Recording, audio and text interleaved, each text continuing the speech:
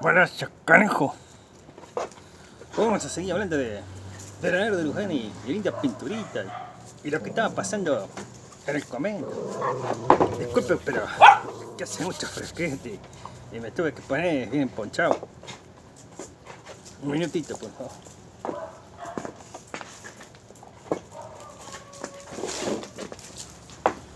Como le iba diciendo, resulta que el padre, en la confesión de este pobre hombre que había feñado, de contarle tan desgraciada historia, donde su padre y su abuelo tenían algo que ver con ese instrumento maligno que era la fusta, donde vimos las consecuencias, porque ahí el padre empezó a comprender de que ese instrumento era diabólico y que se tenía que destruir o hacer algo porque la cosa no iba a andar bien. Cuando se estaba retirando, ya cuando este pobre hombre, Don Amancio, había fallecido, sus hijas le fueron a dar las gracias y querían saber por qué su padre estaba llorando. Y él le decía que es su secreto y que las confesiones de una persona que quiere en su último momento estar bien con Dios y llegar a su reino no se podía contar. Entonces alguna de las hijas, la más grande, le dijo, por casualidad, dice, mi padre no le contó algo, dice, acerca de, de una fusta, le dijo la hija mayor, ¿no? Y entonces el padre dijo, puede ser que me haya hablado algo de eso. Y dijo, dice, mi abuelo tuvo intenciones de destruirla, pero se la heredó a él, para que él, dice, mi padre, dice, cuando fuese, dice, ya mayor, dice, supiese qué hacer, dice, y recurre a la iglesia para esto. Pero mi padre también, dice, casi sucumbe, dice, a esta tentación, dice. Y nosotros veíamos que siempre esa fusta estaba en una caja. Y mi padre hizo construir dice, un galponcito chiquito, dice, donde ahí lo tenía solamente la caja, dice, y nos prohibía ir a jugar ahí, dice, cerca de por ahí, dice. Y dice que la pionada de la noche escuchaba ruido y cosas raras. Y a veces dice que, por ejemplo, escuchaban golpes. O a veces dice que la puerta es como que estaba tironeando para que alguien quería salir de ahí adentro. Y eso causaba mucho miedo, dice. Por eso dice, mi padre tuvo que recurrir más tarde con el tiempo a la iglesia, dice, porque a medida que estas cosas iban pasando, dice, ya nadie quería trabajar con nosotros. Y el miedo, dice, era moneda corriente. Y entonces el padre le dijo que se quede tranquila, que ese instrumento no está mal, dice. Y que van a hacer lo posible para que no caiga en malas manos, como pidió su padre, su último deseo. Entonces las hijas le agradecieron mucho lo que hizo por su padre. Lo despidieron y le dijeron que cuando ya iba a ser velorio, que lo iban a llamar para que dé una misa por él y que se vaya tranquilo. Entonces pasó lo siguiente.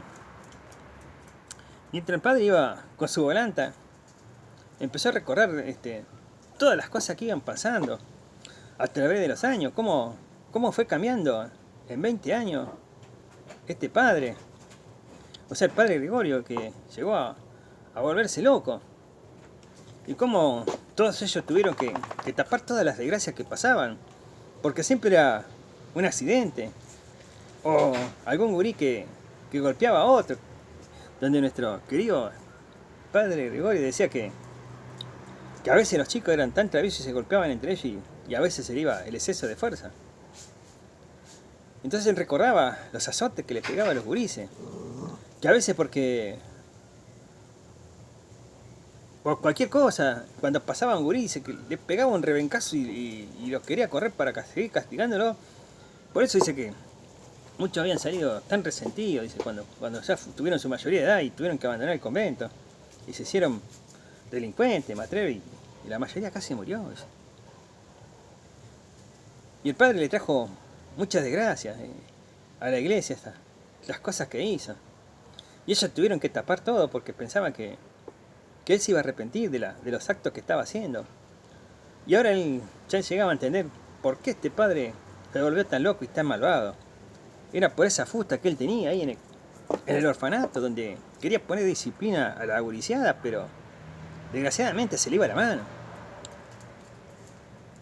Entonces, cuando iba con su volante, cuando llegó, se reunió con los hermanos y le tuvo que contar, tuvo que violar ese secreto de la muerte de este hermano.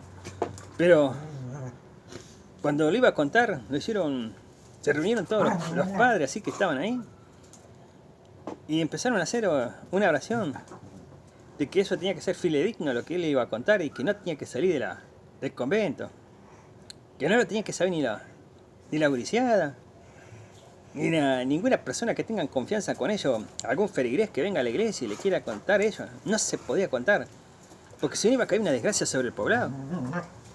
Y ahí sí que iba a cundir el pánico, y todos iban a estar asustados y podían abandonar el poblado. Se pasó lo siguiente. Cuando el padre Tomé preguntó a los demás dónde estaba el brujo Pinturita y el coso, ¿cómo se llama? Y Leonardo Luján le dijeron que se habían ido al monte con hacha, con pico y con algunas cosas de herramientas, dicen. Y entonces el padre dijo que tenían que agarrar agua bendita y acompañarlo, dice, hasta donde fueron ellos. Y dice que sí, que uno de los padres lo había llevado en la volanta. Así que cuando se fueron, antes de irse, perdón, hicieron muchas oraciones a Dios ahí en el púlpito.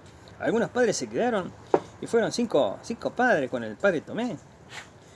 Entonces llevaban rosarios, agua bendita. Y cuando estaban llegando, lo vieron al Luján y al indio Pinturita que estaban buscando el árbol que justamente lo habían marcado a base de golpe de falconazo y todas esas cosas. Y entonces Luján empezaba a mirar para arriba de las copas de los árboles porque no había viento, no había nada y estaba todo tranquilo y estaba muy fresco ahí adentro porque era muy abundante el monte y las ramas tapaban casi la luz del sol. Y empezó como a levantarse así como una neblina. Y no había canto de pájaro. No había siquiera un animal, no había ni un gamo, ni un jabalí. No había mulita, no había nada por esos lados. Era como entrar a un lugar muy fresco, como es que está ahora, ¿no? Entonces, a medida que iban a empezar a escarbar, empezó el Pinturita a golpear con la pala y a excavar y a excavar. Y cada vez se hacía más fresco. Y cada vez se sentía el frío que helaba. Y a pesar de que ellos estaban trabajando en la tierra, parecía que la tierra y el árbol eran duros para poder excavar. Entonces cuando más o menos llevaban medio metro, es como que se empezó a agitar el árbol. Y cada vez se agitaba más y más, y los demás árboles se quedaban quietos. Y de pronto se escucha como algo, como un eco que sale de arriba del árbol, que los aturde, se empiezan a tapar los oídos, porque era aturdirse. Y entonces eso escucharon los padres, entonces empezaron a caminar a marcha rápida para poder llegar. Y entonces el Pinturita y el Luján empezaron a cavar y a cavar y a cavar. Y cuando veían que iba a pasar algo raro, se detenían y miraban porque estaban atentos a lo que pudiese pasar porque sabían que el instrumento ese estaba ahí. Entonces cuando empiezan a cavar, una mano fría le toca el hombro al Luján. Y Luján se queda estático, a pesar de que él es un...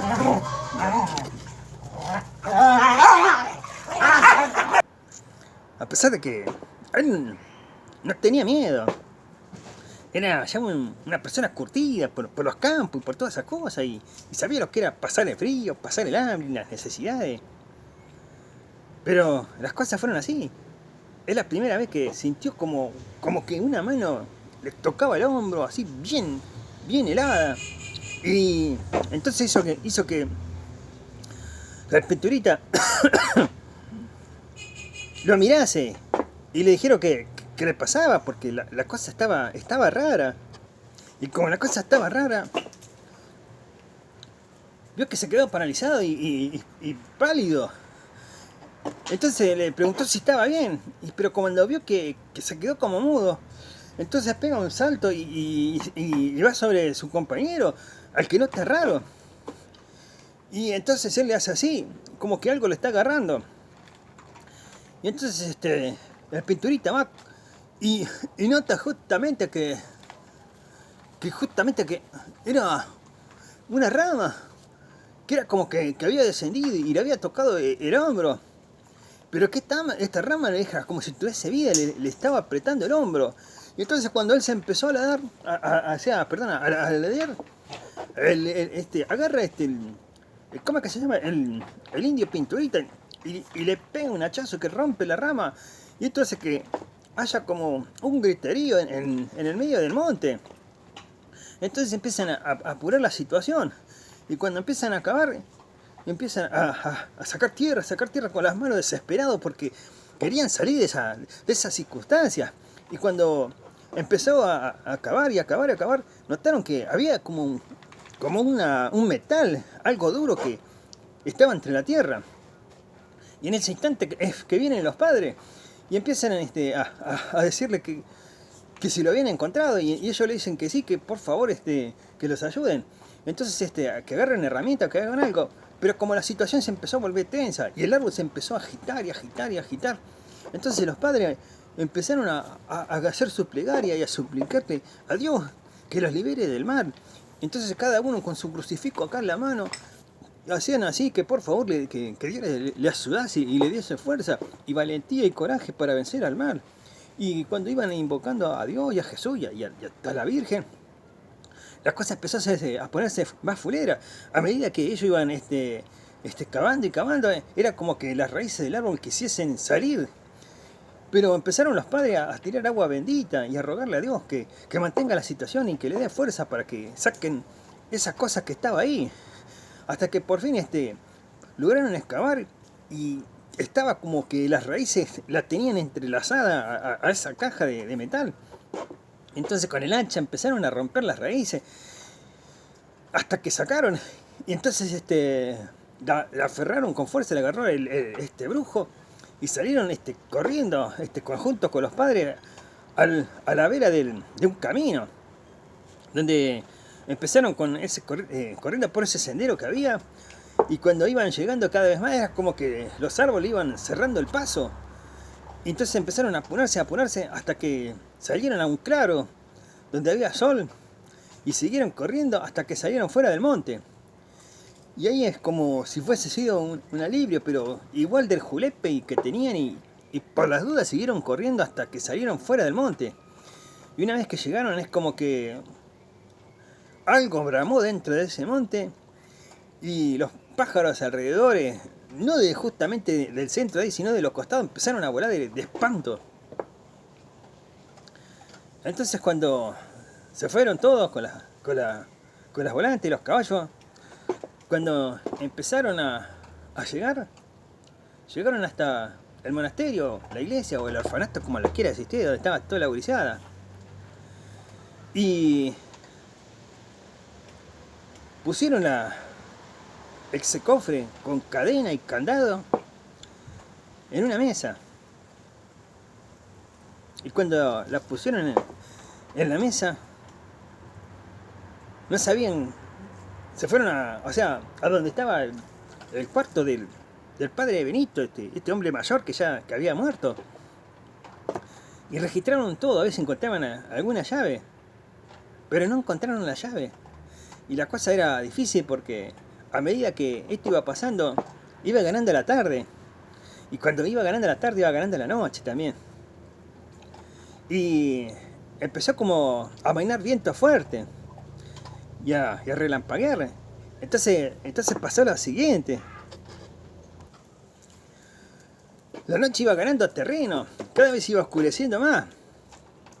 Y todo este vienterío y estos relámpagos causó el miedo de la guriseada. Entonces las ventanas del monasterio empezaron a cerrarse de golpe, pa, pa, pa, las puertas, todos los costados. Y entonces la guriseada se quedó adentro. Entonces empezaron a gritar de susto y de pánico que sentían estos pobres gurises. Y entonces los padres trataban de abrir alguna de la puerta principal, pero no la podían abrir porque era bastante pesada y era difícil de abrirla. Sí, y entonces como que se hubiesen sentido como que alguien por dentro le hubiesen puesto la madera, la traba. Y entonces pasó lo siguiente. Tuvieron que traer las herramientas para ver si las podían abrir. Entonces empezaron a forzar para que se abra justamente la puerta. Y hasta que pudieron abrirla. Y cuando abrieron, pusieron así unos troncos grandes para que no se vuelvan a cerrar las puertas, para que las mantuvieran abiertas.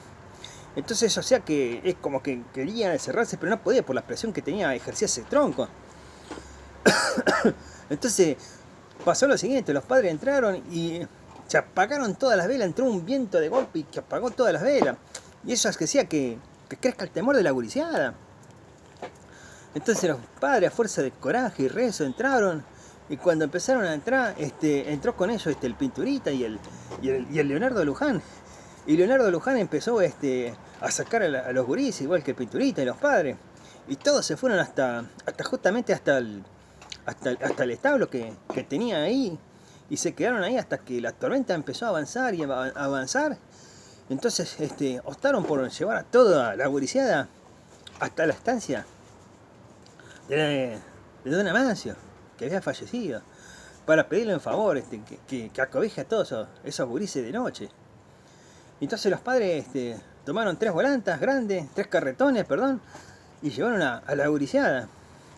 Y se quedó el padre Tomé, el Pinturita y Leonardo Luján, donde justamente Leonardo Luján dijo que esto se tenía que terminar hoy y que tenían que destruir ese instrumento diabólico.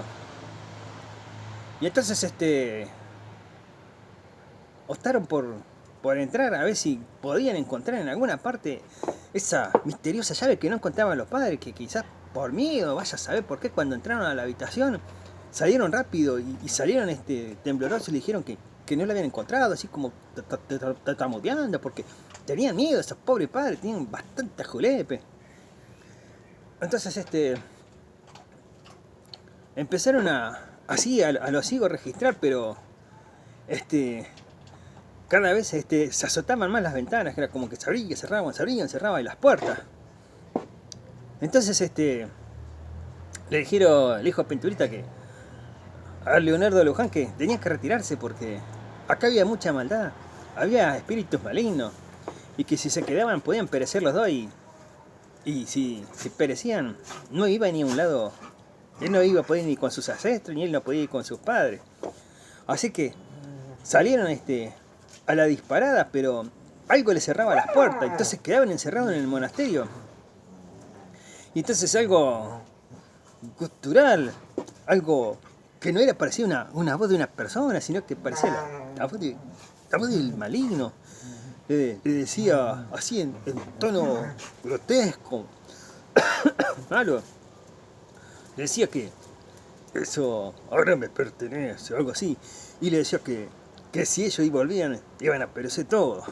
Pero la abuela tan maligna y tan malvada que les costaba tomar atención por el julepe que también empezaron a experimentar, donde esta cosa les decía que nadie iba a entrar, que ya ese lugar era de él y no iba a ser más sagrado, que no era más de Dios, ni de Jesús, ni de nadie, y que le pertenecía. Y si volvían los gurises, le dijo que iban a perecer todos. Entonces se abrieron la puerta así de golpe y los dos salieron y le dijeron al padre Tomé que parecía que el asunto estaba perdido, que este lugar sagrado ya no era más sagrado y que el maligno había tomado poder de ellos. Cuando el padre Tomé le decía que había que hacer algo porque esa era la casa de Dios, no se la podían dejar a este ser maligno para que haga lo que quiera, porque si no, ¿dónde va a ir la gente? Iban a perder la fe todo el poblado y se iban a tener que ir todos. Y si la fe se pierde, iba a cundir el miedo no solo en ese poblado, sino en las demás regiones, porque las noticias vuelan. Y más si son cosas así malas y abrumadoras, iba a pasar eso. Luján le dijo al pinturista que tenía que romper la caja, pero no se podía quemar porque era toda de metal. Y estaba bien encadenada, estaba bien hecha. Se ve que el padre, o sea, el padre de don Amancio, se ve que había hecho forjar una buena caja. Y había hecho con cadena y con todo, cosas que el padre no había cumplido. Y entonces pensaron, y si estaba en el cuarto del padre Gregorio, el que había muerto, y no en el del padre Benito. Pero no podían entrar porque ya era de noche, y la cosa estaba julera, y estaba todo apagado, y empezó en esa región cada vez a haber más frío y más frío. Es como que el mal se hubiese apoderado de esa parte. Hasta los caballos y las vacas que había ahí se ponían nerviosos. O sea, bramaban. Se escuchaba el nerviosismo de los caballos y de las vacas y de las ovejas y las gallinas. Estaba todo era un alboroto esa noche. Entonces Luján intentó con el hacha tratar de romper la caja y las cadenas, pero no hubo caso. No se pudo. Entonces dijeron que iban a esperar hasta que amanezca, porque la cosa así no iba a poder seguir siendo. Pero vamos a ver qué pueden lograr, qué se puede hacer, porque contra el mal a veces es imposible. Por más que uno tenga buenas intenciones y crea en su creador, las cosas a veces no son como resultan. Por eso, vamos a ver lo que pasa en el próximo capítulo. Nos vemos, hasta la próxima.